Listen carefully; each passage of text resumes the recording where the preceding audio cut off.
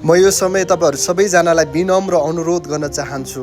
जतिजना भिडियो हेरेर बस्नुभएको सबैलाई म अनुरोध गर्न चाहन्छु, यो समय चाहिँ हामी नेपाल देशको लागि जाग उठौँ, हामी प्रार्थना गरौँ नेपाल देशको लागि।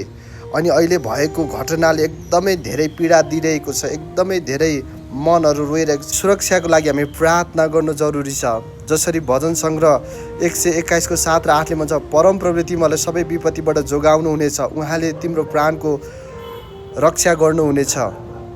अनि आउनुहोस् हामी यो समय हामी देशको लागि हामी प्रार्थना गरौँ। प्रभु येशू, यो समयमा प्रार्थना गर्दछु अनि म तपाईँमा गुहार माग्दछु। प्रभु आज हाम्रो देशमा भइरहेको परमेश्वर पिता यो समस्याबाट प्रभु तपाईँले जोगाउनु भएको छ। प्रभु आज हामीलाई प्रभु यो सङ्कट विपत्तिबाट प्रभु तपाईँ जोगाउनु हुने एक मात्र परमेश्वर तपाईँ नै हुनुहुन्छ प्रभु। अनि यो समय हाम्रो देशको लागि म प्रार्थना गर्दछु। प्रभु आज तपाईँले दया गर्नुभएको, सुरक्षा खटाउनु भएको छ। प्रभु तपाईँलाई